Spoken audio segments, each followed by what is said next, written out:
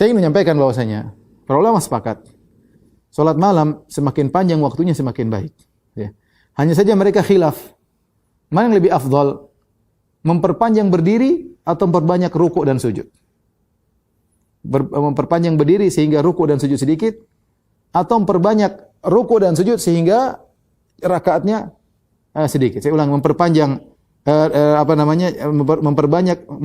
berdiri sehingga rakaatnya sedikit, sehingga rukuk dan sujudnya juga sedikit, ataukah sebaliknya memperbanyak rukuk dan sujud sehingga rakaatnya jadi banyak.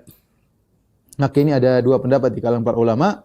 Sebagian mazhab berpendapat lebih diutamakan adalah lebih panjang berdirinya, seperti dipraktikkan oleh Nabi sallallahu alaihi wasallam. Nabi berkata, afdhalus salat tulul qunut. Sebaik-baik salat adalah yang panjang berdirinya. Dan itu yang dipraktikkan oleh Nabi sallallahu alaihi wasallam. Nabi ketika salat malam, beliau baca satu rakaat, beliau baca surat Al-Baqarah, kemudian baca surat An-Nisa, kemudian baca surat Ali Imran. Subhanallah, ini berapa jam beliau baca satu rakaat. Ini menunjukkan Nabi sallallahu alaihi wasallam salatnya panjang. Makanya ketika Aisyah radhiyallahu anha mensifati salat malam Nabi sallallahu alaihi wasallam, beliau berkata, yusolli arba'an, la tas'al an husnihinna wa tulihinna. Kata Aisyah, Rasulullah salat 4 rakaat. Jangan kau tanya tentang indahnya dan panjangnya. Jadi panjang memang Rasulullah berdirinya apa? Berdirinya panjang, ya. Berdirinya panjang. Sehingga sebagian ulama berpendapat yang paling afdal adalah salat yang panjang meskipun jumlah rakaat menjadi sedikit. Ya, karena rukuk dan sujud sedikit dengan berdiri yang panjang. Dan itu yang dipraktikkan oleh Nabi sallallahu alaihi wasallam. Sebagian ulama berpendapat sebaliknya, yang terbaik adalah memperbanyak rukuk dan sujud. Karena berdasarkan hadis-hadis yang lain, kata Rasulullah sallallahu alaihi wasallam, innaka lan tasjud sajadatan lillah illa rafa'akallahu biha darajah wa hatta angka biha khati'ah. Tidaklah engkau sujud sekali saja karena Allah, kecuali Allah akan angkat derajatmu dan Allah akan hilangkan dosa-dosamu. Semakin orang banyak sujud, semakin tinggi di sisi Allah Subhanahu wa taala. Demikian juga ketika ada seorang datang kepada Nabi, "Ya Rasulullah, as'aluka marafaqataka fil jannah." Ya Rasulullah, aku ingin menemani engkau di surga. Kata Nabi sallallahu alaihi wasallam, "Awa ghairu dzalik?" Apakah tidak ada permintaan yang lain? Kata dia, tidak ada. Huwa dzak, itu yang aku inginkan, menemani engkau di surga. Kata Nabi sallallahu alaihi wasallam, "Fa inni ala nafsika bi kathratis sujud." Bantulah aku agar bisa memberi syafaat kepada engkau, yaitu kau harus dengan apa? Dengan kathratis sujud, dengan kau banyak sujud, supaya kau layak mendapatkan syafaatku, kau harus banyak sujud. Di sini ada syarat banyak sujud, semakin baik. Banyak sujud semakin baik, ya. Oleh karena sebagian mazhab mengatakan kalau dibandingkan mana antara lebih baik mana, memanjangkan berdiri dengan bacaan Quran yang panjang atau memendekkan bacaan yang Quran yang tidak panjang tapi banyak rukuk dan sujud. Tadi ada yang berpendapat pertama, ada yang berpendapat dengan pilihan yang kedua.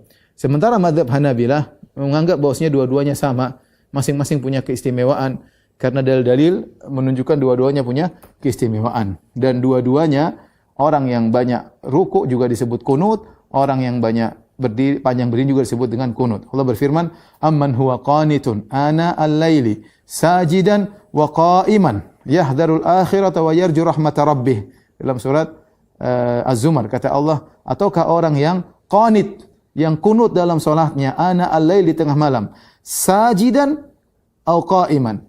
Sajidan wa qa'iman.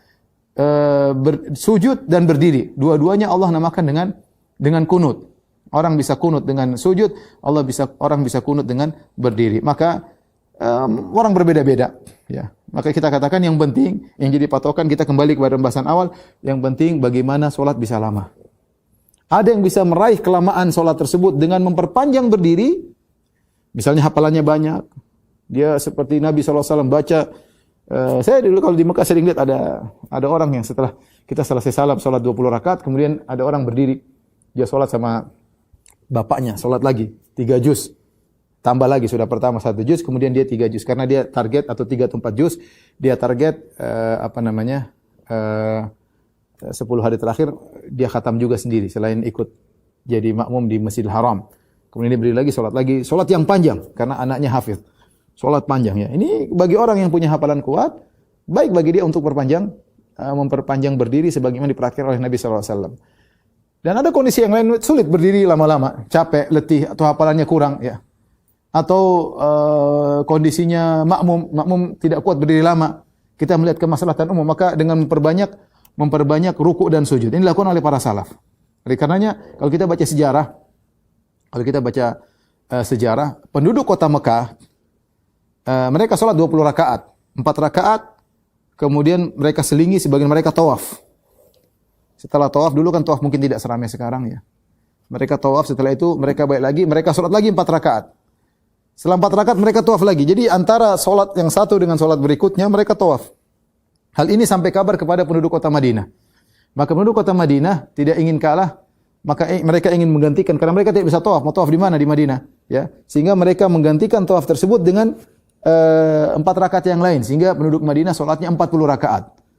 Dan ini terjadi di zaman Imam Malik rahimahullahu ta'ala. Mereka sholat malam, sholat qiyam, sholat tarawih 40 rakaat, 40 rakaat. Dan ini makanya saya katakan ini sama saja, mau sholat yang mana, mau panjang berdirinya atau pendek berdirinya, banyak ruku' dan sujudnya, yang penting seorang berusaha sholat dengan waktu yang cukup ya. Alhamdulillah sebagian masjid mereka sholat misalnya satu malam 1 juz ya, dengan durasi misalnya 1 jam ya, alhamdulillah ya, atau 1,5 jam ya, 1,5 jam dalam sebagian masjid Nabawi, saya ingat saya sekitar 1,5 jam, 20 rakaat 1 juz ya, 1 rakaat 1 halaman Quran Mushaf Madinah, sehingga 20 rakaat 10 lembar menjadi 1 juz. Silakan, maksud saya justru kita harusnya mengajarkan kepada masyarakat untuk menikmati sholat malam, bukan malah mempercepat dengan cepat-cepat ya, sehingga asar atau dampak dari sholat tersebut bisa jadi tidak dirasakan saking cepatnya ya. Orang perlu sholat malam itu merenungkan apa yang dibaca imam, mungkin imamnya kunut, witir, kemudian terbuai dalam bacaan Al-Quran. Kita ingin seperti itu, bukan baca dhalin. Sini, assalamualaikum warahmatullahi wabarakatuh, subhanallah. Apa yang mau didengar? Apa yang mau wastami'u lahu wa ansitu? Apa yang mau disimak? Apa yang mau disimak kalau bacanya secepat itu? Ya. Saya saja mau niru agak sulit. Qul huwallahu samad lam yalid walam yulad, sulit, enggak gampang meniru. Qul huwallahu samad lam yalid walam yulad, Allahu akbar, sulit. Subhanallah ya. Makanya tadi ketika ada orang luar melihat, dia setengah sedih, setengah tertawa, setengah sedih. Tertawa, salatnya lucu memang, cepat sekali. Sedih kok salatnya seperti ini.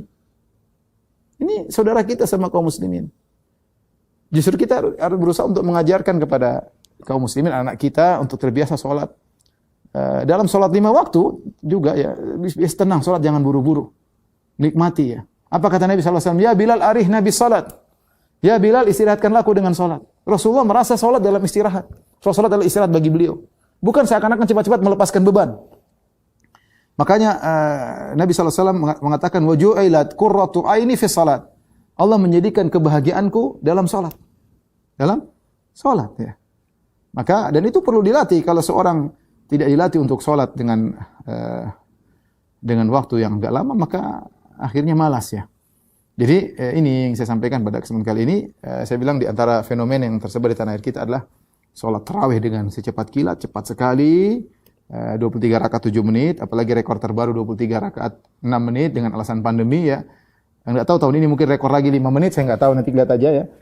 Tentu hal ini menyelisihi sunnah dan menyelisihi ajaran mazhab al-Imam Syafi'i, bahwasanya tumakninah adalah rukun dari salat. Kalau orang salat cepat seperti itu, maka rukuknya tidak sah, sujudnya tidak sah, tidalnya tidak sah, duduk di antara sujud juga tidak sah, saking cepatnya. Apalagi tidak ada, saya belum tahu ada orang yang salat secepat itu di alam semesta ini. Ya, belum ada yang heboh sampai orang luar negeri aja heran, ini salat secepat ini. Saya enggak tahu apakah di Pakistan ada, di Bangladesh ada, Saudi jelas tidak ada. Apakah di Malaysia juga ada yang bisa memecahkan rekor ini ya. Ini masalahnya kita bermadzhab Syafi'i, kemudian kita menyelisihi ajaran mazhab Imam Syafi'i.